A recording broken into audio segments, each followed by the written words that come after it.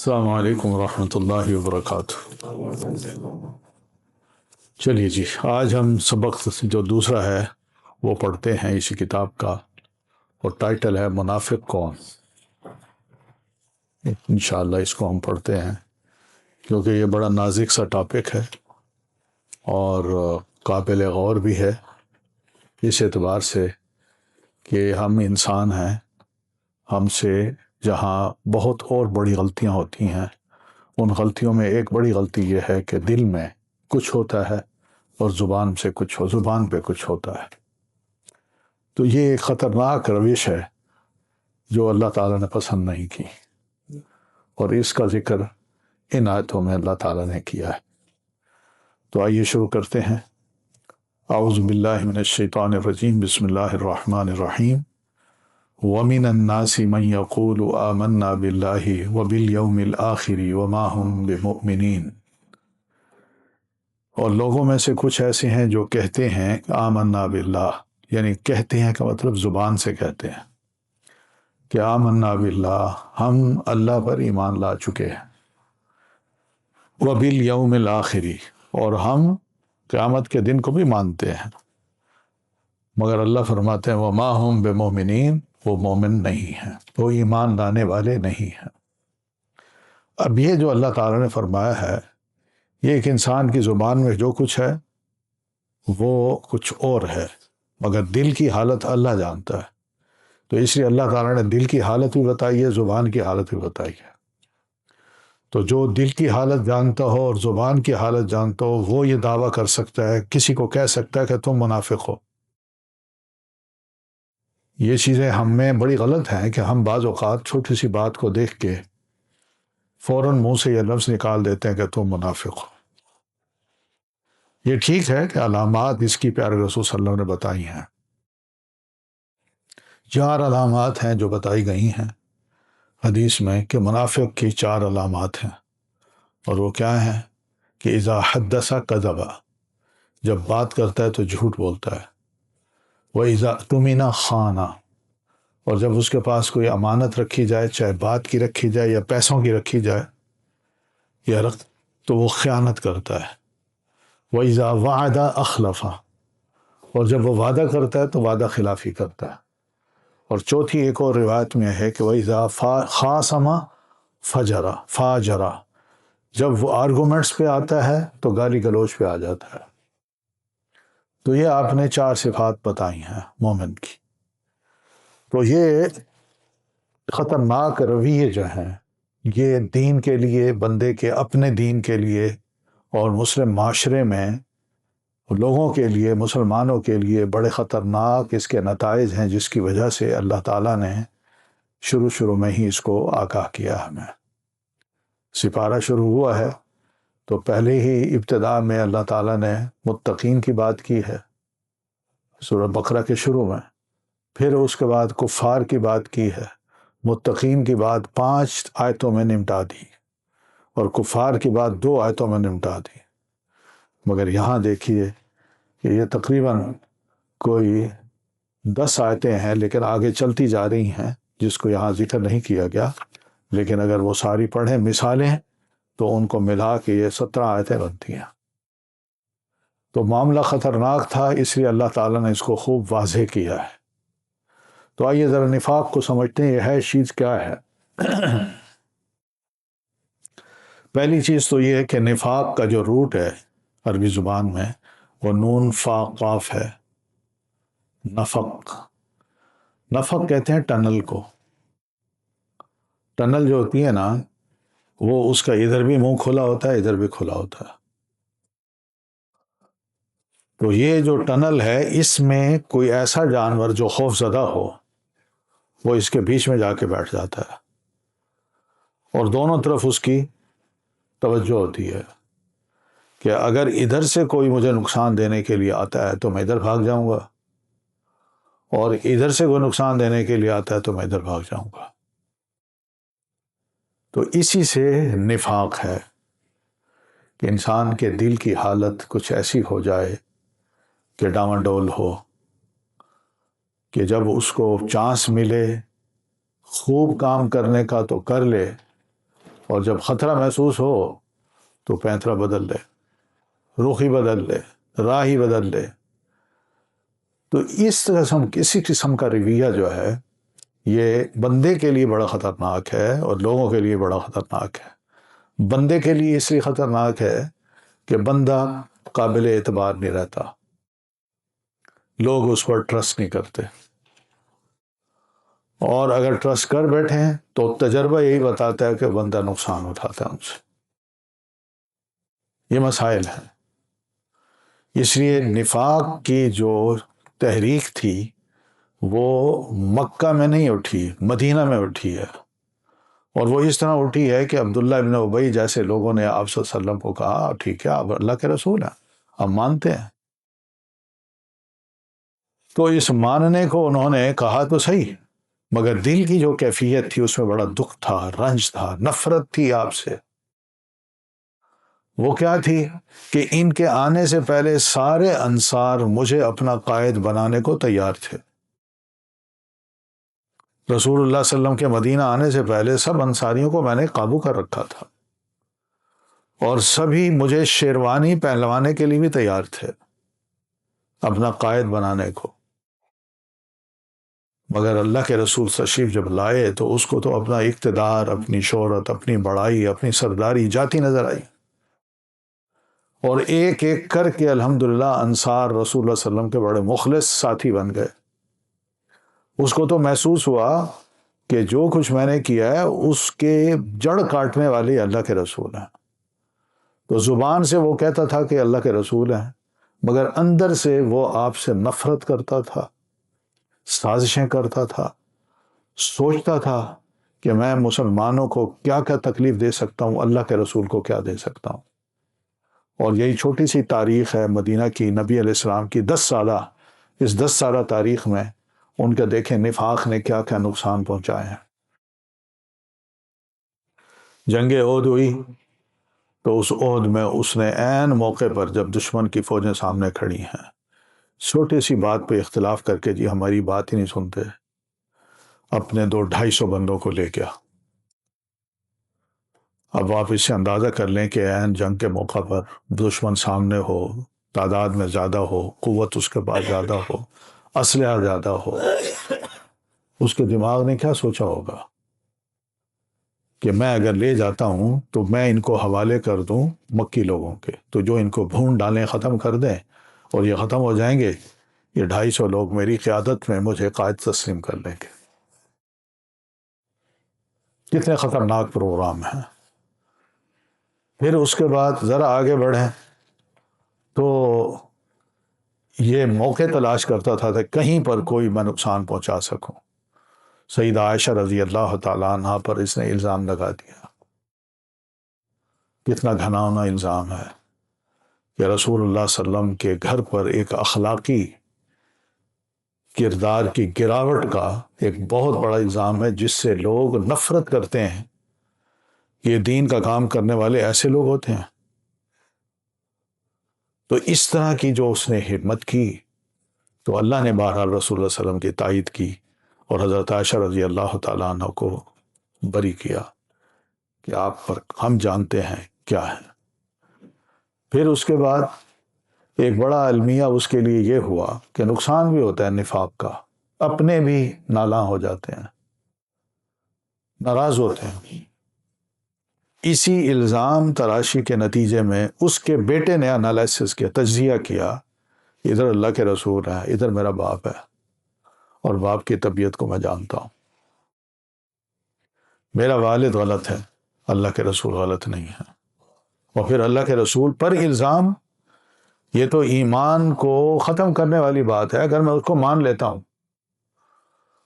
تو اس نے جو راستے میں باپ نے باتیں کی تھیں کہ دیکھنا موقع ملے تو ہم جب مدینہ پہنچے تو لَيُخْرِجَنَّ الْأَعَزُّ مِنْهَا الْأَذَلَّ، مدینہ کا انتہائی معزز انسان وہ اپنے آپ کو بنا رہا ہے، انتہائی معزز انسان مدینہ کے انتہائی ذلیل انسان کو باہر کر دے گا، نکال دے گا۔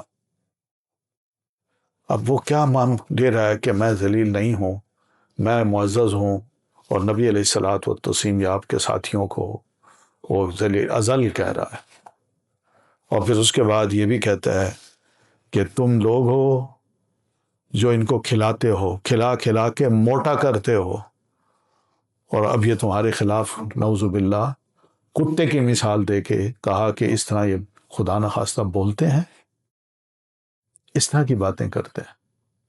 یہ نفاق ہے۔ کیا کچھ اس نے سوچ رکھا تھا، کس طرح جڑیں کاٹنے کی کوشش کی اس نے، لیکن ہوا یہی کہ اللہ تعالیٰ بھی پھر اپنے کام دکھاتا ہے۔ بندہ مومن اگر مخلص ہو، واقعی خالص مسلمان ہو، تو اس کے خلوص کو اللہ قبول کرتے ہوئے اس کی عزت بھی محفوظ رکھتا ہے، اور اس پر کوئی الزام بھی نہیں آنے دیتا، اور اس کو بری ذمہ بھی قرار دے دیتا ہے۔ یہی کچھ ہوا کہ بیٹے کو جب پتہ چلا کہ میرے باپ نے الزام لگایا اور اس طرح بک بک کی ہے کہ رسول اللہ صلی اللہ علیہ وسلم کو کہہ رہا ہے ازل، اور صحابہ کرام کو کہہ رہا ہے، اس نے کہہ دیا اچھا ٹھیک ہے۔ جو ہی چلتے چلتے واپس مدینہ کی سرحد پہ پہنچے اور مدینہ میں داخل ہونا تھا، بیٹا باپ کے سامنے تلوار سونت کے کھڑا ہو گیا، اور یہ بوڑھا باپ ہے جو تقریباً 50-60 سال کے درمیان کا ہے، اور بیٹا جوان ہے 24-25 سال کا، وہ سونت کے کھڑا ہو گیا۔ اس نے کہا ابا ایک قدم آگے نہ رکھنا جب تک تم یہ اقرار نہ کرو کہ میں ذلیل ہوں اور اللہ کے رسول معزز ہیں۔ اگر کوئی قدم رکھا تو یہ تلوار فیصلہ کر دے گی۔ بیٹے نے جب یہ بات کہی تو باپ کا سر جھکا، اور اس نے مانا کہ واقعی میں ذلیل ہوں، اللہ کے رسول معزز ہے۔ یہ حقائق ہیں کہ انسان نفاق کو اگر اختیار کر لے تو اس کے لیے ایک نمونہ رسول اللہ صلی اللہ علیہ وسلم کے دور کا عبداللہ بن ابی جیسا وہ پیش کر دیا ہے کہ آئندہ کی مسلم امہ آئندہ کے لیے ان تمام چیزوں کو سامنے رکھ کے اپنے اتحاد کو پارا پارا نہ ہونے دیں، اپنی شخصیات پر الزام نہ لگائیں، ان کو خدا نخواستہ اخلاقی گراوٹ کا یا کوئی بھی ایسی چیز جس سے کہ مسلمانوں کے اندر کھلبلی مچ جائے وہ کام نہ کریں، اور متحد رہیں، قیادت پر ایمان رکھیں کہ ہمارا قائد جو ہے، جب ہم نے اس کو قائد تسلیم کر لیا ہے تو اس قیادت پہ ضرور کوئی نہ کوئی انگلیاں اٹھیں گی۔ اس نے یہ کیا، اس نے یہ کہا، اس نے یہ کہا، اس نے یہ کہا، اس سے متاثر نہیں ہونا، بلکہ کس سے متاثر ہونا ہے؟ قیادت کی بات سے۔ قیادت کو دیکھیے کہ اللہ کے رسول واقعی ایسے ہیں؟ کیا کبھی آپ نے ایسی بات کی ہے؟ یہ بک بک کرتا ہے، اللہ کے رسول نے اس کے خلاف کوئی بات کی ہے؟ وہ تو قرآن مجید ہے جو خود اس کا جواب دیتا جا رہا ہے۔ تو اس طرح کی جو صورتحال جب بنتی ہے تو الحمدللہ شاباش ہے صحابہ کرام کو کہ انہوں نے اس سارے پروپیگنڈے میں اپنی زبان کو خاموش رکھا ہے، اور رسول اللہ صلی اللہ علیہ وسلم پر اعتماد کیا، ٹرسٹ کیا کہ آپ جو کہتے ہیں ہم مانتے ہیں۔ سوال ہی پیدا نہیں ہو سکتا کہ اللہ کے رسول ہوں یا آپ کے گھر کی کوئی خاتون ہو، اس نے خدا نخواستہ اس قسم کا کوئی غلطی کی ہو۔ یہ قابل غور چیزیں ہیں، کس طرح کے انسان پیدا کر دیے تھے اس اسلام نے اور رسول اللہ صلی اللہ علیہ وسلم کی تعلیم نے۔ تو یہ قابل غور سب چیزیں ہم سب کے لیے۔ اس لیے یہ چیز اتنی عجیب سی ہے نفاق، کہ جس کے بارے میں بڑے بڑے ائمہ کرام جو تاریخ کے ہمارے گزرے ہیں، تابعین کرام ہوں، صحابہ کرام ہوں، اور اس کے بعد کے لوگ، وہ یہی کہا کرتے تھے کہ نفاق ایسی چیز ہے لا یأمنہ الا منافق۔ نفاق سے صرف منافق ہی بے خوف ہو سکتا ہے، مسلمان بے خوف نہیں ہو سکتا۔ مسلمان کو ہر وقت ڈر رہتا ہے کہ میں اپنے دل میں اللہ کے ساتھ جو وعدے کرتا ہوں کیا اس کے ساتھ میں ویسے نبھا رہا ہوں کہ نہیں، چل رہا ہوں کہ نہیں، کیونکہ اللہ تعالیٰ میری حالت کو، دل کی حالت کو اور میرے عمل کو جب نوٹ کرتا ہے تو اس میں تو تضاد نظر آتا ہے، اس میں تو یکجائی ہے ہی نہیں۔ تو نتیجہ کیا ہے کہ میں کس منہ سے اپنے آپ کو یہ کہوں کہ میں مسلمان ہوں یا مومن ہوں؟ یہ وہ چیز ہے جو کہ صحابہ کرام ہوں، تابعین ہوں، ان کو چپ کرا دیتی تھی کہ ایسے معاملات میں کوئی بات نہیں کرنی، بس دین پر عمل کرو، اس کو مانو، اور جو اللہ کے رسول یا قرآن یا آپ کی سنت کہتی ہے اس پر عمل کرو، اس کے خلاف کچھ نہ کرو اور اس کے سوا بھی کچھ نہ کرو۔ اسی وجہ سے تو یہ دین خوبی بن کر ہماری تاریخ کا ایک حصہ بنا ہے۔ آج بھی یہ خوبی موجود ہے الحمدللہ۔ لیکن سوچنے کی بات صرف یہ ہے کہ ایسا طبقہ جو مسلمانوں کے اندر پیدا ہو جاتا ہے، اس کی وجہ کیا ہے؟ اس کی وجہ یہی ہے کہ ہم مسلمانوں میں عملی کمی ہے، علمی کمی ہے، اس دین کا احساس نہیں ہے جس دین کو اللہ تعالیٰ نے نازل کیا ہے اور جو دلوں کے حالات کو جانتا ہے۔ ہمیں یہ پتہ نہیں ہے کہ ہمارے ایک ایک دل کی جو بات ہے وہ اللہ خوب جانتا ہے۔ انہ علیم بذات الصدور، وہ سینوں کے اندر آنے والے جو خیالات ہیں یا گزرنے والے ہیں وہ تو ان تمام کو جانتا ہے۔ تو ایسی چیزیں ہم اللہ سے کیسے چھپا سکتے ہیں؟ وہ اللہ تو الرٹ ہے، ہم غافل ہیں۔ وہ ہمارا ریکارڈ تیار کر رہا ہے مگر ہمیں پرواہ ہی نہیں ہے۔ تو اس تمام چیز کو ذرا تھوڑا سا اللہ نے یہ واضح کیا یہاں پہ، اور اس کو دیکھیے، اور انشاءاللہ اس کو ذرا مختصراً میں بیان کروں گا، لیکن آپ ذرا غور کرتے جائیے گا۔ وَمِنَ النَّاسِ مَن يَقُولُ آمَنَّا بِاللَّهِ، لوگوں میں کچھ لوگ ایسے ہیں، سب کو نہیں کہا، کچھ لوگ ہوتے ہیں، صحیح نا؟ تو اس لیے وہ کچھ لوگ جو ہے نا، ان کو اگر پہچاننا ہے تو دعویٰ نہیں، ہم نہیں کر سکتے کہ یہ منافق ہے۔ ہاں، علامات کو دیکھ کے اتنا کہہ سکتے ہیں کہ یہ نفاق کی علامت ہے، مگر یہ اس صورت میں جب کہ ہم اس سے کنفرم کر لیں کہ تم کہتے تو یہ تھے، کرتے یہ ہو کیوں؟ کیونکہ بعض اوقات تھوڑی مجبوریاں ہوتی ہیں، حالات ایسے ہوتے ہیں، اور انسان ان تمام حالات کو سامنے رکھ کے اپنی نیک نیتی سے چل رہا ہوتا ہے، مگر دوسرا یہ سمجھتا ہے کہ اس کی دوستیاں، اس کا اٹھنا بیٹھنا، یارانہ یہ ایسے لوگوں کے ساتھ ہے جو کہ غیر مسلم ہیں یا کفار ہیں یا شدت پسند ہیں، کوئی اس طرح کی بہت سی باتیں جو ہوتی ہیں، اس سے بندہ کہتا ہے یہ بندہ ٹھیک نہیں ہے، یہ باتیں غلط ہیں۔ ابھی ہم آ رہے تھے تو یہ ماشاءاللہ آپ کے سابق استاد جو ہیں عبداللہ بادوزئی صاحب، اور ان کے ساتھ بیٹھے ہیں جریر صاحب، یہ دونوں یہ لاہور سے تشریف لائے ہیں۔ تو ایسی ہماری یہ گفتگو ہو رہی تھی، تو اس میں انہوں نے بتایا، ایسی گفتگو میں بڑا اچھا ایک کمنٹ دیا یاد دہانی کے لیے، کہ دیکھیے اللہ کے رسول صلی اللہ علیہ وسلم جیوز کے ساتھ بھی تعلقات رکھتے تھے، مگر کسی صحابی نے اللہ کے رسول کو یہ نہیں کہا۔ اللہ کے رسول قرآن مجید میں تو یہ کہا ہے کہ مغضوب علیہم ہیں، ان پر اللہ کی لعنت ہے، آپ ان سے دوستیاں رکھتے ہیں، لیکن آپ رکھتے تھے۔ اور مثال یہی دی انہوں نے کہ ایک نوجوان آپ کی خدمت کیا کرتا تھا، جیو تھا، وہ بیمار ہوا اور اللہ کے رسول صلی اللہ علیہ وسلم اس کی عادت کے لیے اس کے گھر تشریف لے گئے، جیوز کے محلے میں گئے۔ کسی مسلمان نے یہ نہیں کہا اللہ کے رسول وہ تو ہمارے دشمن ہیں، آپ ادھر جا رہے ہیں۔ ضرور کوئی نہ بیچ میں کوئی نہ کوئی بات ہے، آپ جا رہے ہیں، ضرور کوئی وجہ ہے، وہ شیطانی شک۔ کسی مسلمان نے یہ نہیں کہا، مگر اللہ کے رسول وہاں گئے، اس بچے کو ملے، اس کی عادت کی، دیکھا بری حالت ہے، تو آپ نے اٹھتے اٹھتے اس کو یہ کہا بیٹا اسلم، اسلام لاؤ۔ اب وہ دیکھ رہا ہے، لیٹا ہوا ہے سامنے اس کا، ادھر والد کھڑا ہے، ادھر اللہ کے رسول ہے، تو وہ دیکھتا ہے کبھی باپ کی طرف کبھی اللہ کے رسول کی طرف۔ تو اس موقع پہ باپ اس کو کہتا ہے اطیع ابا القاسم، بیٹا ابو القاسم کی بات مان لو۔ تو جو ہی باپ نے کہا، بچے نے کہا اشہد اللہ الہ الا اللہ وحدہ لا شریک لہ واشہد ان محمد الرسول اللہ۔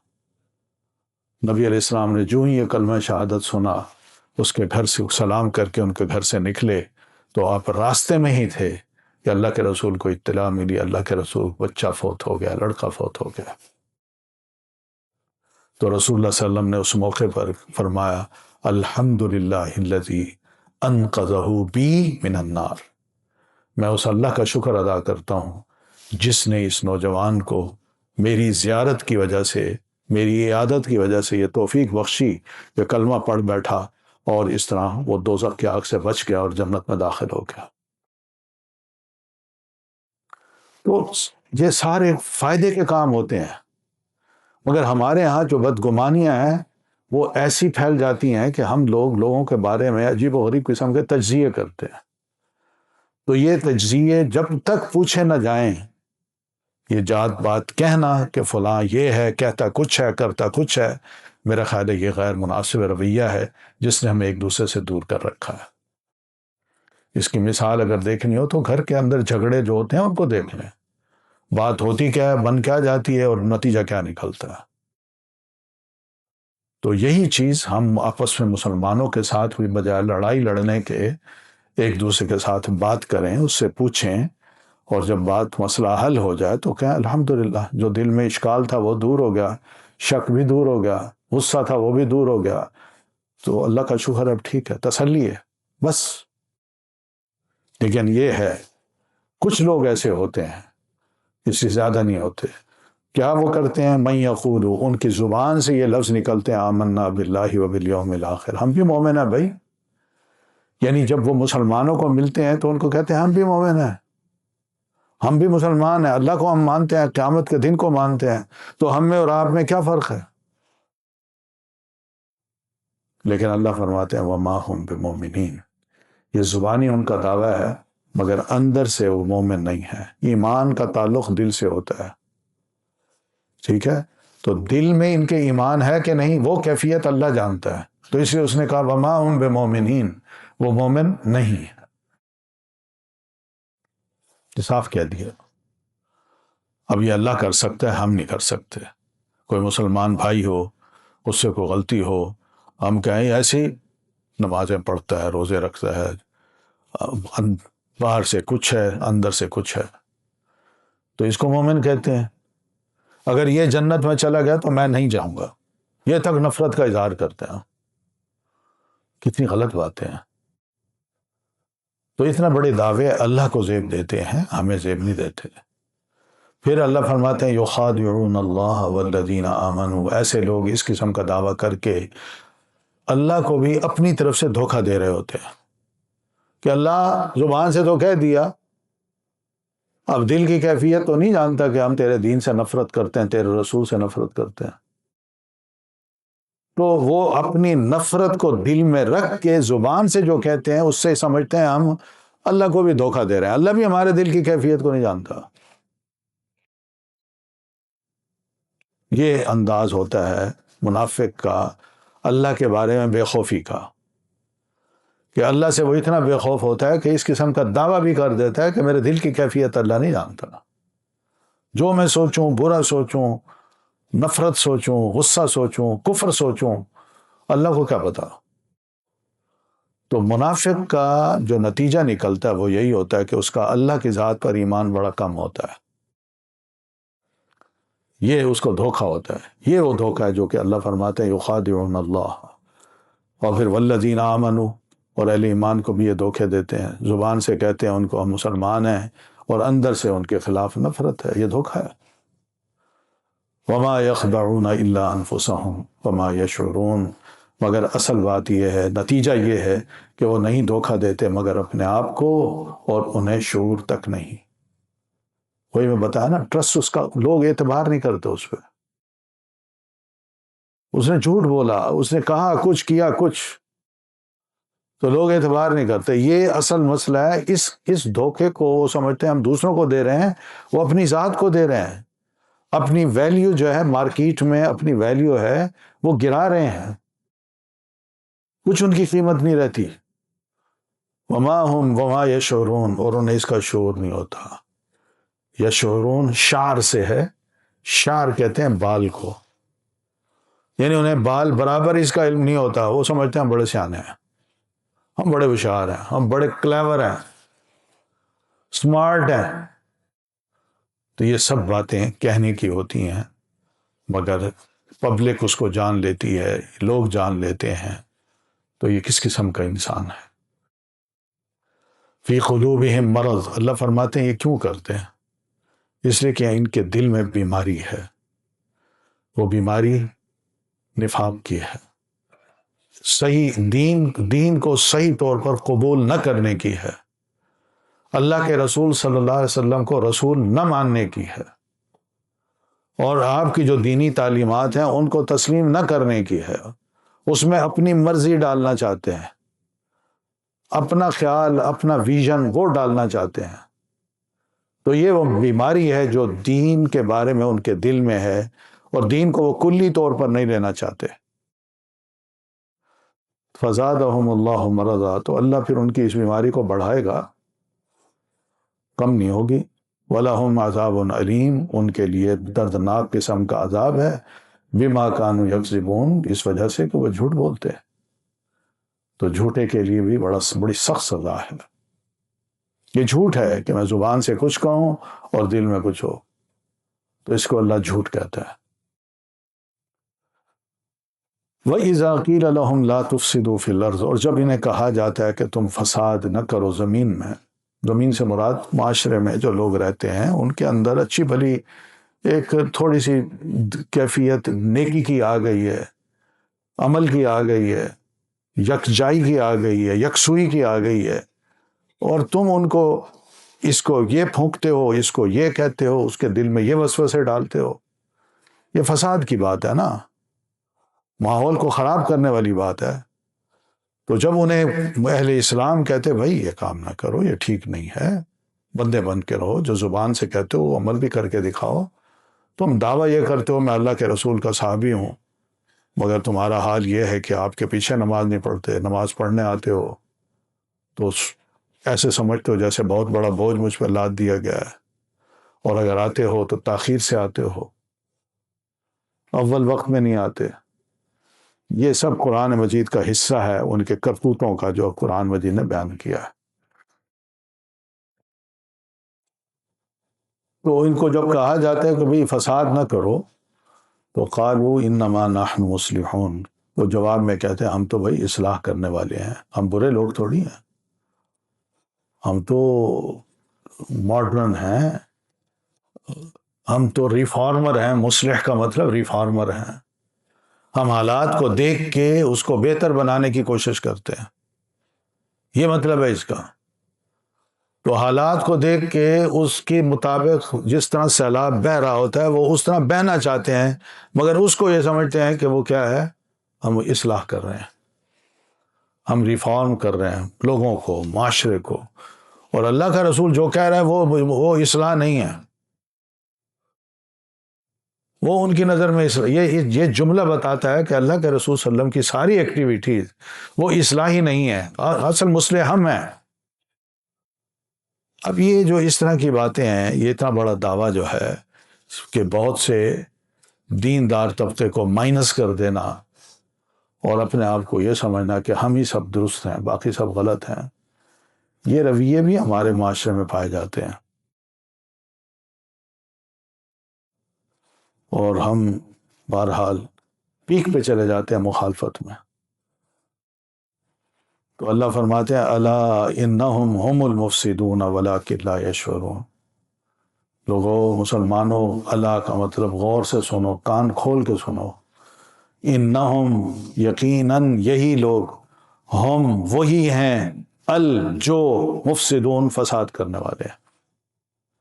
کس طرح، کیا انداز ہے، کتنا زور دیا اللہ تعالیٰ نے کہ معاشرے میں کہیں بھی کوئی خدا نہ خواستہ لوگوں کے درمیان لڑائیاں ہو رہی ہوں، لوگوں میں عام پبلک بھی ہے، سمجھدار لوگ بھی ہیں، گروپس بھی ہیں، ان میں آپس میں لڑائیاں اور لڑائی شروع ہو جائیں تو یہ جو فساد کی کیفیت پیدا ہوتی ہے، یہ اسی قسم کے لوگ بیچ میں شامل ہوتے ہیں جو ان خرابیوں کو پروموٹ کرتے ہیں، تاکہ دل اتنے متنفر ہوں کہ آپس میں بعد میں بیٹھ بھی نہ سکیں، جڑ ہی نہ سکیں۔ تو اللہ فرماتے ہیں الا انہم هم المفسدون، وہی فسادی ہیں۔ اب اس میں آپ انڈائریکٹ وے میں آپ دیکھیں کہ جب انہوں نے کہا نا مصلح ہیں ہم، تو صحابہ کرام کو وہ مصلح نہیں سمجھ رہے، نبی علیہ السلام کو مصلح نہیں سمجھ رہے، اس لیے اللہ نے فرمایا کہیں ایسا نہ ہو کہ ان کے اس دعوے کو سن کے تم کو وہ تو مسلح تھے اور جو دوسرے ہیں وہ پھر کون ہوئے. تو اللہ فرماتے ہیں الا انہم ہم المفسدون، یہی فسادی ہیں، ولکن لا یشعرون، مگر ان کو شعور نہیں ہے.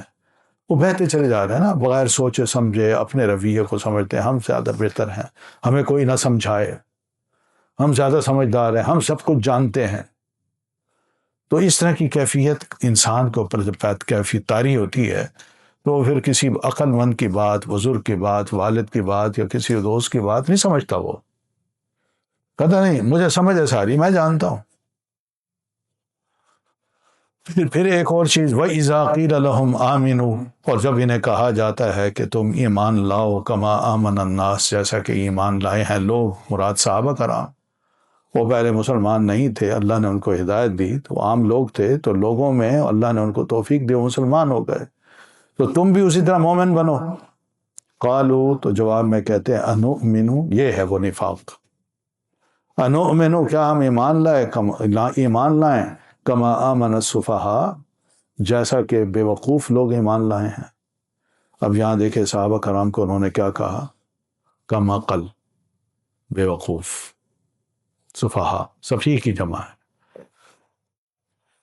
تو یہ جو لفظ ہے اہل اسلام پر صحابہ کرام پر ٹانٹ کا یا ان کو ٹائٹل دینے کا یا ان پر الزام لگانے کا، وہ ان منافقوں نے ہی مسلمانوں کو دیا ہے. تو یہ ٹائٹل صحابہ کرام نے جھیلے، سنے، برداشت کیے قرآن مجید کی آیت کی روح سے.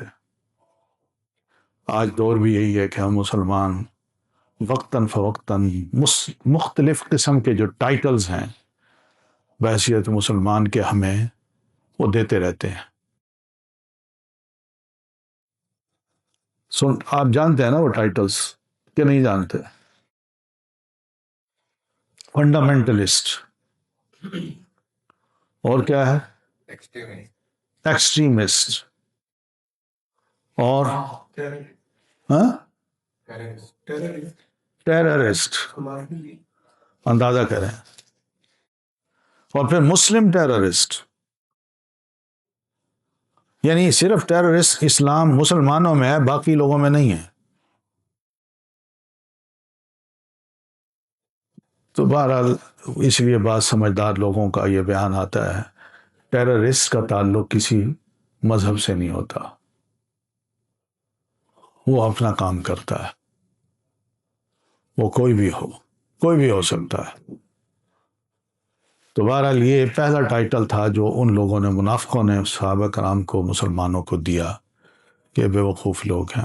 بے وقوف اس معنی میں انہوں نے نہ آؤ دیکھا ہے، نہ تاؤ، نہ خاندان دیکھا ہے، نہ مستقبل کے بارے میں سوچا ہے، نہ کاروبار کے گھاٹے کا سوچا ہے، نہ فیملی سے نکال دیے جانے کا سوچا ہے. تو بے وقوف ہی ہیں، اور کون ہے؟ کیونکہ صحابہ نے بڑی قربانیاں دی ہیں ایمان لا کے. تو اس وجہ سے ان کے اس فیصلے کو، ان کے اس ویژن کو یا ان کی اس ڈٹرمینیشن کو وہ کہتے ہیں کہ نہیں، یہ بے وقوف لوگ ہیں. کوئی اسلام کی خاطر اسلام کو قبول کرنے کی خاطر اور رسول اللہ صلی اللہ علیہ وسلم کو ماننے کی خاطر اتنی بڑی قربانی دے سکتا ہے؟ وہ انسان سوچ سمجھ کے قدم اٹھاتا ہے، پیسہ بھی محفوظ رہے، عزت بھی محفوظ رہے، تعلقات بھی محفوظ رہیں، پھر دوسروں کے ساتھ آپ تعلقات رکھیں. یہ کہ سب کو چھوڑ چھاڑ کے صرف اللہ کے رسول کے پیچھے چل پڑو، یہ بے وقوفی نہیں تو اور کیا ہے؟ اس معنی میں وہ سمجھدار لوگ بھی تھے منافق. وہ جانتے تھے کہ بڑی بڑی قربانیاں انہوں نے دی ہیں اور ہم نہیں دے سکے، لیکن انہوں نے بجائے اعتراف کرنے کے ان کو یہ الزام دے دیا کہ بے وقوف لوگ ہیں. اللہ فرماتے ہیں اللہ سنو، انہم ہم السفہاء، یقین مانو کہ یہی بھی بے وقوف لوگ ہیں. ان کو پتہ نہیں ہے کہ اس نفاق کا رزلٹ کیا نکلے گا، ہماری شخصیت لوگوں کی نظروں میں یا مستقبل میں کتنی گر جائے گی، ہم ناقابل اعتماد بندے بن جائیں گے. تو یہ، اور بے وقوفی یہ بھی ہے کہ اپنے آپ کو بندہ سیانہ سمجھے کہ میں نے اپنے پیسے بھی بچا لیے، اپنا گھر بھی بچا لیا، خاندان بھی بچا لیا، دوستوں کو بھی ساتھ رکھا، اور پھر اسلام بھی قبول کر لیا۔ ہر طرف میں بڑا ہوشیار آدمی ہوں، میں ہر جگہ نا اپنے آپ کو نا وہ داخل کر لیتا ہوں، اور ہر بندہ مجھے قبول کرنے کو تیار ہے۔ ایسا نہیں ہے بھائی، مسلمان کو اللہ نے ذہن دیا ہے، سوچ دیا ہے اسلام کی وجہ سے، وہ اس وجہ سے دوسرے کو پہچان لیتا ہے کہ بندہ یہ کون ہے، اتنا ایکٹیو ہے تو کیوں ہے۔ آج کل دیکھیں یہ صورتحال ہمارے ہاں ایک خوف کی طرح پھیلی ہوئی ہے، کہ مسلمان ایک دوسرے سے خائف ہونے لگ گئے، اور یہ خوف جو ہے خدا نخواستہ کہاں تک پہنچا دیتا ہے، انسان کو جیل تک پہنچا دیتا ہے۔ تو الا انہم ہم السفہاء، یقین مانو کہ یہی وہ لوگ ہیں جو بیوقوف ہیں، ولکن لا یعلمون، مگر نہیں وہ جانتے۔ وَإِذَا لَقُوا الَّذِينَ آمَنُوا، اور جب وہ ملتے ہیں اہل ایمان کو، قالوا، انہیں کہتے ہیں، آمنا، ہم بھی ایمان لائے ہیں، ہم آپ سے الگ تھوڑی ہیں، ہم بھی مسلمان ہیں۔ یہ کیوں ہے؟ اس لیے کہ ہمیں مانا جائے، جس طرح فتوحات ہوتی ہیں تو اللہ کے رسول مال غنیمت مسلمانوں میں تقسیم کرتے ہیں، ہمیں بھی دیں، ہم بھی مسلمان ہیں۔ اور اسی طرح اللہ کے رسول صلی اللہ علیہ وسلم کیا نام ہے، صدقات، خیرات یا اس طرح کی ذمہ داریاں کسی کو دیتے ہیں کہ جاؤ بھائی تم فلاں جگہ سے خیرات، صدقات اکٹھے کراؤ، زکوٰۃ اکٹھی کراؤ، تو لوگ مسلمان ہو گئے ہیں، تو وہ کہتے ہیں ہمیں بھی دیں، ہم بھی مومن ہیں، ہمیں الگ کیوں کیا جا رہا ہے؟ تو یہ اس طرح کی وہ بات کیا کرتے تھے۔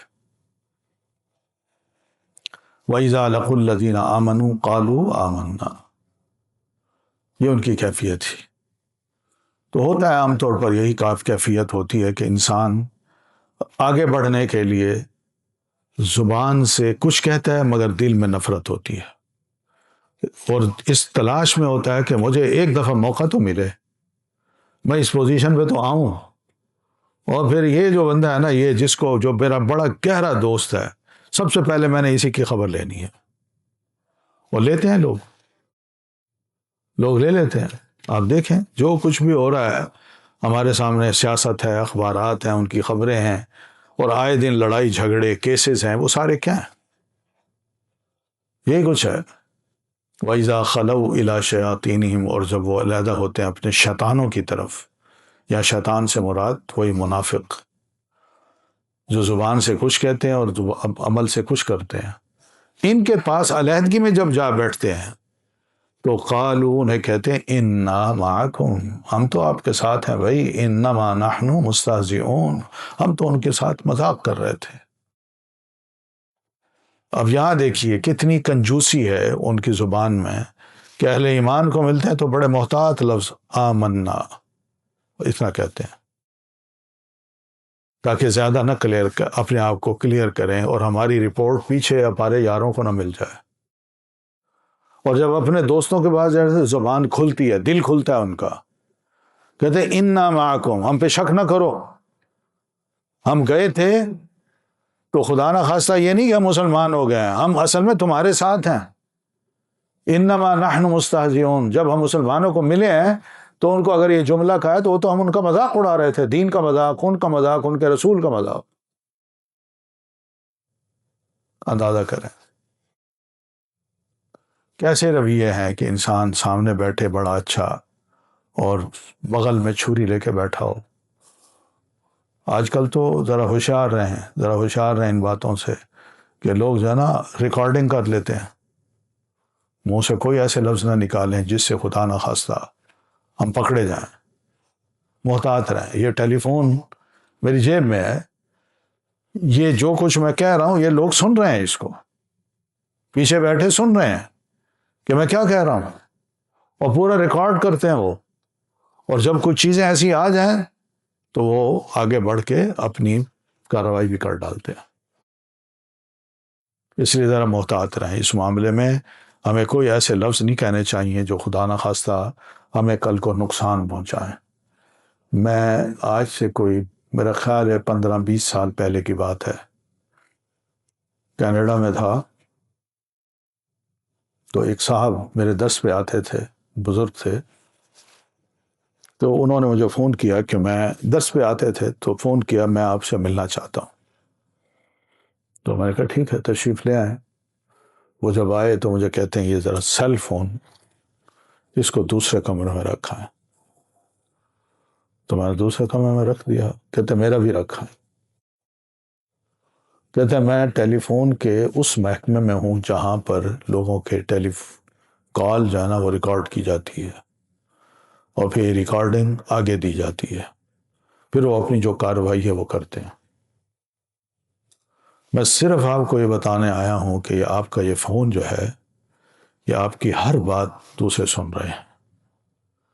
صرف یہ نہیں کہ آپ کے محلے والے سن رہے ہیں، دنیا کے کسی کونے میں بھی جو لوگ بیٹھے ہیں جن کے پاس یہ ڈیوائس کا سارا کنٹرول ہے وہ آرام سے سن لیتے ہیں۔ تو یہ سب چیزیں جو ہے نا مجھے کہنے لگے آپ محتاط رہیں، آپ کا درس ہوتا ہے اور اس درس میں کوئی ایسی بات نہ کہیں کہ جس سے خدا نہ خواستہ۔ میں نے کہا ہمارا مقصد ہی نہیں ہے، ہم کو یہاں اس لیے تھوڑی آئے ہیں، ہم تو آئے ہیں وہ قرآن دین پڑھانا ہے اور مسلمانوں کو بھی پڑھانا ہے جو اس وقت ذرا تھوڑا سا چاہتے ہیں کہ ہم دین کا علم حاصل کر لیں۔ باقی نہ ہم نے کسی کے خلاف، نہ ہم سیاست میں ہے، نہ کسی کے خلاف بات کرنی ہے اور نہ ہم کر سکتے ہیں۔ میں یہاں بیٹھ کے او جی امریکہ کو میں یہ کر دوں گا، کیا کرنا؟ تم پہلے اپنے آپ کو تو یہ کرو۔ ایسی باتیں ہم کرتے ہیں۔ تو یہ جو جملے ہوتے ہیں نا اس کا مقصد یہ ہوتا ہے کہ کچھ لوگ سپیکر بن کے عوام میں سے ایسے جوشیلے نوجوانوں کو اٹھا کھڑا کرتے ہیں اور وہ جو کرتے ہیں پھر اس کے بعد انہی کو ٹارگٹ کر لیا جاتا ہے۔ تو اس لیے ذرا تھوڑا سا اپنے آپ کو ہوشیار رکھیں کہ ہم کوئی بھیڑ بکریاں نہیں ہیں کہ ہمیں کوئی آئے ورغلائے ابھارے اور ہم منہ سے کچھ لفظ کہہ بیٹھیں اور جدھر چلائے وہ ہم چل پڑیں اور یہ پتہ نہیں کہ وہ ہمیں چراگاہ کی طرف لے کے جا رہا ہے یا خدا نہ خواستہ کہاں جا کے لے کے جاتے ہیں بکریوں کو؟ سلی خانے ہیں، ذبح کرنے کے لیے لے جا رہے ہیں۔ تو ذرا ہوشیار رہیں۔ دکھ ہوتا ہے، تکلیف ہوتی ہے جب بعض نوجوان کچھ اس طرح کی باتیں کرتے ہیں اور وہ لوگ فورسز کارروائیاں کرتے ہیں تو نہ صرف وہ بلکہ پورا خاندان بڑا متاثر ہوتا ہے، بہت متاثر ہوتا ہے۔ تو یہ باتیں ٹھیک نہیں ہیں۔ ہم الحمدللہ شریف لوگ ہیں، شرافت کے ساتھ اس ملک میں رہے ہیں، کوئی ضرورت نہیں ہے کسی کے اریٹیٹ کرنے پر ہم بھی جوش میں آ کے کوئی قدم اٹھا بیٹھیں اور بعد میں جب اندر جائیں تو وہاں لکھ کے دیں توبہ توبہ میں آئندہ نہیں کروں گا۔ کیا ضرورت تھی پہلے بات کرنے کی؟ تو اس لیے ذرا تھوڑا سا محتاط رہیں۔ میں صرف اس لیے کہہ رہا ہوں کہ ہم لوگ جب دین کی طرف آتے ہیں تو ہمارے اندر اس قسم کے جوش پیدا ہو جاتے ہیں۔ میں چاہوں تو ایسی باتیں کر سکتا ہوں مگر نہیں، یہ نہیں ہے میری ذمہ داری، یہ نہیں ہے کہ میں ایسی باتیں کروں۔ میرا جو ہدف ہے وہ یہی ہے کہ میں قرآن مجید کو سمجھا سکوں کہ بھئی قرآن مجید کس طرح پڑھنا ہے، ہم نے سمجھنا کیا ہے بس۔ تو یہ خدا نہ خواستہ نفاق بھی نہیں ہے یا بزدلی بھی نہیں ہے۔ اور جی دیکھیں اتنا ڈرتا ہے یہ بندہ، یہ بزدلی بھی نہیں ہے۔ ٹھیک ہے آپ جتنے ہوشیار ہیں آپ بن جائیں، ہماری یہ بزدلی ہمیں مناسب لگتی ہے بس۔ ہم چاہتے ہیں کہ بڑے کام کے لیے چھوٹے نقصان کو ہم برداشت کر لیں۔ اب بڑا کام کیا ہے؟ آپ کے ساتھ تعلقات ہیں، آپ کے ساتھ اٹھنا بیٹھنا ہے، میرا کاروبار ہے، میرے بچے ہیں، ان کی تعلیم ہے، ان کی ذمہ داریاں ہیں۔ میں اس بڑے کام کو چھوڑ کے ایک چھوٹی سی بات پہ آگے بڑھ جاؤں اور دوسرے دن میں پڑھا ہوں کہیں اندر اور پھر وہ بچے بھی ذلیل ہوں، بیوی بھی ذلیل ہو، گھر والے بھی، پولیس آ جائے، یہ کر وہ کر، کیا کچھ ہوگا؟ اس کو کہتے ہیں بہادری؟ یہ بہادری نہیں ہے بھائی، ذرا تھوڑا سا ہوشیار رہیں۔ تو قالوا انا معکم، وہ کہتے ہیں ہم تمہارے ساتھ ہیں، انما نحن مستہزئون، یقین مانیے کہ ہم تو مذاق اڑانے والے تھے۔ اللہ فرماتے ہیں اللہ یستہزئ بہم، کوئی بات نہیں، یہ اب مذاق اڑاتے ہیں تو میں بھی ان کا مذاق اڑاؤں گا۔ استہزاء کہتے ہیں کسی کا حقارت سے اس کا مذاق اڑایا جائے، اس کو حقیر سمجھا جائے، اس کی تذلیل کی جائے مذاق میں، تو یہ استہزاء ہوتا ہے۔ تو اس کے بارے میں علماء نے کچھ بات یہ لکھی ہے کہ اللہ اس سے پوچھے گا کل قیامت کو، ہاں بھائی کیا کر کے آئے ہو؟ کہ اگر میں مومن تھا، میں نے تو یہ کیا، میں نے وہ کیا، اللہ فرمائے گا چل جا، یہ راستہ ہے، یہ جنت کا راستہ ہے۔ تو وہ چلے گا تو اچانک ہی آگے ایک بڑا گہرا کھڈ ہوگا، وہ اس میں جا گرے گا، وہ دوزخ ہوگی۔ تو یہ اللہ کا مذاق ہوگا اس بندے کے ساتھ کہ تو نے دنیا میں میرے ساتھ یہ کیا، میرے دین کے ساتھ، تو میں قیامت کے روز تمہارے ساتھ یہ کرنا چاہتا ہوں۔ وَيَمُدُّهُمْ فِي طُغْيَانِهِمْ يَعْمَهُونَ، اور اللہ ان کو ڈھیل دیتا چاہ رہا ہے، فی طغیانہم، ان کی سرکشی میں، وہ بہہ کے چلے جا، اندھے ہیں، عقل کے اندھے بن کے بہکتے چلے جا رہے ہیں۔ تو یہ بھی یہی ہے کہ سرکش انسان کو جتنا روکا جائے وہ دلیر بنتا ہے، وہ کہتا ہے میں نے جو کچھ کیا میرا کون مقابلہ کر سکتا ہے، اس کی ایسی تیسی پھیر دوں گا۔ تو اللہ فرماتا ہے میں بھی ڈھیل دیتا ہوں، چلو ٹھیک ہے۔ عمہ کہتے ہیں، یا مہون کا روٹ ہے عین میم ہا، عمہ کا مطلب یہ ہوتا ہے عقل کا اندھا ہونا، اور عین میم یا عمی کا مطلب ہوتا ہے آنکھ کا اندھا ہونا۔ تو یہاں یا مہون عقل کے اندھے ہیں، یہ سوچ نہیں پا رہے کہ اس کا انجام کیا ہوگا۔ یہ سرکشی ہے بھائی، یہ بغاوت ہے اللہ کے دین سے، اللہ تعالیٰ کی تعلیمات سے، رسول اللہ کی تعلیمات سے، اور کہتا ہے میں جو کر رہا ہوں ٹھیک کر رہا ہوں۔ تو ٹھیک ہے، جاؤ بہتے چلے جاؤ۔ اولئک الذین اشتروا الضلالۃ بالہدی، یہ وہ لوگ ہیں جنہوں نے گمراہی کو ہدایت کے بدلے میں خرید لیا۔ اشترا کا مطلب خریدنا بھی ہوتا ہے، بیچنا بھی ہوتا ہے، تو دونوں معنی، بیچ دیا، ہدایت آ رہی تھی جو اس کے پاس تھی اس کو بیچ کے اس کی جگہ پر ضلالت لے لی، یا یہ ہے کہ ہدایت ان کے سامنے آئی، انہوں نے کہا نہیں ضلالت کو ہم پسند کرتے ہیں، یہ جس پہ چل رہے ہیں یہی ٹھیک ہے، باقی ہمیں اچھا نہیں لگتا۔ تو گمراہی ان کے لیے بڑی اچھی شے بن گئی۔ فما ربحت تجارتہم، تو ایسی تجارت، ایسے سودے جو وہ اللہ سے کر رہے ہیں، یا اپنے دل کے عمل کے ساتھ کر رہے ہیں، یا زبان کے ساتھ کر رہے ہیں، یہ سودے جو ہے نا ان کے لیے فائدہ مند نہیں ہیں، یہ گھاٹے کے سودے ہیں۔ وما ہم مہتدین، اور نہ ہی یہ ہدایت یافتہ لوگ ہیں۔ کیونکہ بعض اوقات ایسا ہوتا ہے کہ ہم ایسے بڑے بڑے دلیر قسم کے منافقوں کو جو رسول اللہ کے دور میں تھے، بعض غلط فہمی میں مبتلا ہو سکتے ہیں۔ عبداللہ ابن ابی، بوڑھا آدمی، ٹیڑھی داڑھی رکھی، سرخ چہرہ، اور موومنٹ اس کی بہت ہے، تعلقات ہیں، کیا اس کو ہم کہیں کہ گمراہ ہو گیا؟ اللہ فرماتا ہے وما کانوا مہتدین، ایسے لوگ ہدایت یافتہ نہیں ہو سکتے۔ اس کے مقابلے میں ہدایت یافتہ تو وہ ہے جو جناب سادے سادے لوگ تھے، جن کو اللہ نے فقراء کہا، للفقراء المہاجرین، مساکین جن کو کہا، یہ سب صحابہ میں تھے۔ اصحاب صفہ ہیں جن کی کوئی پیسہ کچھ بھی نہیں تھا ان کے پاس، تو صحابہ روٹیاں جمع کر کے ان کو لا کے دیتے تھے مسجد میں، وہ کھاتے، یا کھجوریں دے دیتے۔ ویلیو ان کی ہے، یہ ہدایت یافتہ ہے، اللہ نے ان کو پسند کیا، قرآن مجید میں ان کا ذکر کیا ہے۔ وہ خدا نہ خواستہ یہ بھی بڑی غلط فہمی ہے کہ ہم اصل میں لیڈر ہو، قائد ہو، رہنما ہو، ہماری عادت ہے ہم اس کو بنا لیتے ہیں جو اچھی پرسنالٹی رکھتی ہو، دلیری سے بات کرتا ہو، اور منہ سے ایسے ایسے لفظ نکالتا ہو کہ جس سے لوگ کہیں مذاق، دوسروں کا مذاق اڑایا جائے، دوسروں کی توہین ہو، لوگ کہیں بڑا دلیر آدمی ہے۔ آج کل ہمارے ہاں یہی کچھ ہے، یہ جانا، یہ بندہ تھانے میں جا کے ہمارے کام کروا سکتا ہے، تھانے دار کی زبان بول سکتا ہے، مگر قمر صاحب کو اگر ووٹ لینا پڑے تو کسی نے دینا ہی نہیں، یہ شریف آدمی ہے، اس نے کیا ووٹ لینا ہے؟ تو یہ حالت ہوگی۔ اور میں آپ کا نام کہ میں اپنا بھی لے سکتا ہوں کہ یہ مولوی بندہ ہے، اس کو کیوں ووٹ دینا، اس سے کیا کرنا ہے، اس کا کام تو اللہ اللہ کرنا ہے۔ تو یہ ہماری سوچیں جو ہے نا اس طرح کی، یہ اسی دائرے میں گھومتی ہیں جو کہ ان آیات میں اللہ تعالیٰ نے ہمیں سمجھائی ہیں کہ ایسا نہ بنو۔ بس ہدایت وہی ہے جو اللہ کے رسول صلی اللہ علیہ وسلم دیتے ہیں، اور اللہ تعالیٰ جس کو نصیب کر دے، ورنہ نہیں۔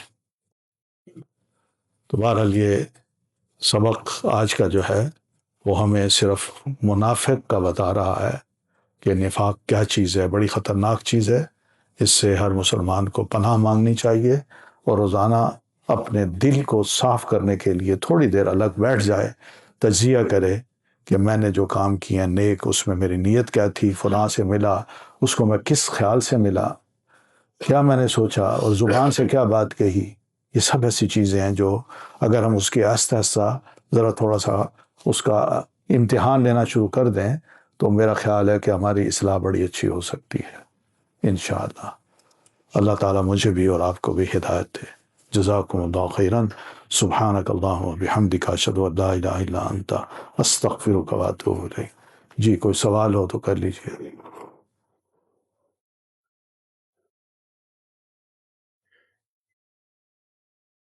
منافق دو قسم ہیں، ایک اعتقادی اور ایک عملی. دونوں کی میں نے بتا دیا نا.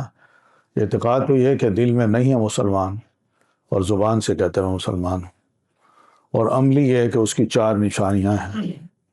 اندر سے کہتے ہیں میں مسلمان ہوں مگر اس کی یہ چار نشانیاں اللہ کے رسول نے بتائی ہیں، تو یہ عملی ہو گیا. جی عیسائیوں کے ساتھ اٹھنا بیٹھنا کھانا پینا، جی عیسائیوں کے ساتھ اٹھنا بیٹھنا کھانا پینا صحیح ہے یا نہیں؟ تو کوئی بات نہیں. اگر حلال کھانا ہے تو آپ کھائیے. اٹھنا بیٹھنا یہ مرغوب نہ ہو، بلکہ آپ اپنے اوپر اتنا اپنے ایمان کو اتنا مضبوط بنائیں کہ میں اس کے سامنے بیٹھ کے اپنے اسلام کا سودا نہیں کر سکتا اور غیر اسلامی باتوں کو مان نہیں سکتا. آپ ذرا اس طرح چلیں، اعتماد رکھیں اپنے آپ پر، اپنے دین پر، اور دین کی جو خوبیاں ہیں اس کے سامنے پیش کریں. ہمارے پاس جو اخلاقیات ہیں وہ ان کے پاس تو نہیں ہیں، تو ان کے ساتھ اٹھیں بیٹھیں، ان کو انسان سمجھیں. تو ان کو انسان سمجھ کے جب آپ اچھا سلوک کریں گے تو کہیں کہ یہ کس نے آپ کو بتایا ہے، یہ کون سی چیز ہے، یہ ہمیں بھی بتائیں. وہ موقع ہوتا ہے پھر انسان دین بات کر لیتا. میں وہاں تھا تو سکھ ایک وہ تھا، کیا نام ہے، ڈرائیو سکھاتا تھا. تو میں نے اس سے کہا کہ بھائی مجھے میری کچھ ڈرائیونگ سکھاؤ مجھے. تو انہوں نے کہا ٹھیک ہے اتنے پیسے لوں گا. میں نے کہا اچھا ٹھیک ہے. تو ایک دو دفعہ میں چلا گیا اس کے ساتھ. اس نے ادھر گھمایا ادھر گھمایا، ادھر ادھر کی باتیں کی، کرتا رہا. دو دفعہ، تیسری دفعہ میں نے اس کو تھوڑی سی جو اس نے بات کی اس میں اسلامی کمنٹس دے دیے. کہتے تھے بڑی اچھی گل ہے. میں کہا اچھا. میں کہا چلو سنتا ہے. کچھ دنوں کے کچھ ایسی باتیں ہوتی رہیں. کوئی 8 لیسن تھے میں نے لیے اس سے. تو 5ویں 6ٹھے لیسن میں وہ مجھے جب اتارنے آیا میرے گھر پہ تو مجھے کہتے ہیں پا جی تھوڑی گلاں بڑی اچھی لگدیاں نے، یہ مینوں ہور سنایا کرو. حالانکہ بھی میں نے باتیں کی ہیں. وہ گاڑی میں بیٹھ کے جو اس کے ساتھ رویہ اختیار کیا وہ اس سے متاثر ہوا اور باتوں سے متاثر ہوا. لیکن اگر میں اس کو گھر لے آتا یا کسی شاپ پہ جاتا، اس کو چائے وائے پلا دیتا، کوئی موقع ہوتا ایسا، کیونکہ انہوں نے لیسن سکھانے ہوتے ہیں، ٹائمنگ ہوتی ہے، اس کو اتنا ٹائم اس کے بعد وہاں جانا ہے. تو لیکن یہ ہے کہ میں حقیقت بتا رہا ہوں کہ ہمارے پاس جو خوبیاں ہیں وہ دوسروں کے پاس نہیں ہیں. ان خوبیوں کو دوسروں کے سامنے پیش کریں. میرے الہدا میں و اسلام آباد میں صفائی کرنے والے تقریباً آدھے سے زیادہ کرسچن ہیں، خواتین بھی ہیں وہ بھی ہیں. اب مسلمان تو اسلام کو کرتے نہیں، ہم تو ان کو چوڑا کہہ کے نا پرے کر دیتے ہیں نا. کتنا غلط لفظ ہے جو ہم ان کو کہہ دیتے ہیں. ہم کون سے صاف ستھرے لوگ ہیں؟ اپنے آپ کو دیکھیں، استنجا ہے، صفائی ستھرائی ہے، بالوں کی صفائی ہے، اور پھر نہانا ہے، دھونا ہے. ہم پرواہ نہیں کرتے، ناپاکی کی حالت میں اٹھتے ہیں، چلے جاتے ہیں، کام شام کرتے ہیں، کھاتے ہیں، پیتے ہیں، اس بہانے نماز ہی نہیں پڑھتے. تو میں ویسے بتا رہا ہوں. تو وہ سیڑھیاں میں اتر کے مسجد طرف آ رہا تھا، سیڑھیاں اتر کے، تو سیڑھیوں میں ایک بیٹھا ہو. تو میں نے کہا کیوں بیٹھے ہو تم؟ کھانا کھایا ہے؟ کہتا جی میں نے نہیں کھانا. میں کیوں، کیا ہوا ہے؟ کہتے جی بس چھوڑو پرے، بس چھوڑو، بس میں سوچا کہ میں تو کھانا ہی نہیں. اور میں کہا بات کیا ہے، کیوں اتنے غصے میں ہو؟ کہتے جی پہلی بات تو یہ کہ میں کچن میں گیا ہوں سارے لوگوں کے ساتھ، اسٹوڈنٹ کے ساتھ، تو کیوں میں کھڑا تھا، میں آگے جب پہنچا ہوں تو مجھے وہ کہتا ہے کھانا تقسیم کرنے والا، پرے ہٹ اور پلیٹاں نو ہاتھ نہ لا، اس سے بہ جاتے ہیں بعد کھانا دواں گے. کہتے یہ تو مجھے انسان ہی نہیں سمجھتے. میں نے کہا بڑی غلط بات کی ہے اس نے. کون ہے یہ بندہ؟ آؤ میرے ساتھ. میں گیا، اس کو کہا کہ بھئی یہ کیا ہے، کیا کہا تم نے اس کو؟ کیا اس کا حق نہیں بنتا؟ یہ انسان نہیں ہے کہ اس کو روٹی دو؟ کہتے جی اس کے ہاتھ سے نا ہماری پلیٹیں خراب ہو جاتی ہیں. میں نے کہا غلط بات ہے. وہ اگر ہاتھ دھو کے آیا ہے اور پلیٹ اس نے تمہیں دی ہے، اٹھائی ہے، تو تم کیا کہتے ہو کہ ناپاک ہو گئی ہے؟ یہ ہمارے کانسیپٹس دیکھیں کیسے ہیں. ویسٹ میں جائیں گے، ان کے دھوئے ہوئے برتن ہوں، ان کی پکی ہوئی ہانڈیاں ہوں، وہ ہم کھا لیں گے. ان کا ہاتھ لگا گوشت ہو، حلال ہو، وہ بنا کے دے دے تو وہ ہم کھا لیں گے، بڑے فخر سے کھائیں گے. مگر یہاں ہم بڑے مسلمان ہیں. اور جی میں نے کہا اس کو کھانا دو، اور کھانا دو ذرا زیادہ ڈالنا، میں اس کے ساتھ بیٹھ کے کھانا کھاؤں گا. تو میں کہا آئندہ ایسی باتیں نہیں کرنی، قطعاً ایسی باتیں نہیں کرنی. ہم ایسے لوگ نہیں ہیں کہ ہم اتنی نفرتیں پھیلائیں. اس کو انسان سمجھو، اچھے طریقے سے پیش آؤ. بلکہ میں کہوں گا کہ جب یہ آئے تو سب سے پہلے اس کو کھانا دو، باقیوں کو بعد میں دو، تاکہ آرام سے بیٹھ کے کھائے. یہ نہ سمجھے کہ مجھے پیچھے کر دیا گیا. تو ہمارے رویے ذرا درست ہو جائے نا. نبی علیہ السلام کے یہی تو رویے تھے جو لوگوں کے دلوں کی کایا پلٹ دیتے تھے. کوئی آپ کے پاس جادو تھوڑی تھا. یا جی فلاں آیا ملا اور اللہ اٹھا، اس نے کلمہ پڑھا، مسلمان ہو گیا. تو کیا آخر کیا چیز تھی؟ وہ چیزیں ہم میں آ جائیں تو ہم بھی ایسے کر سکتے ہیں. اللہ تعالی ہم سب کو توفیق دے. جزاکم اللہ خیر. آئیے پھر اوپر نماز پڑھتے ہیں. سبحانک اللہم بحمدک، اشہد ان لا الہ الا انت، استغفرک و اتوب الیک. السلام علیکم ورحمۃ اللہ وبرکاتہ.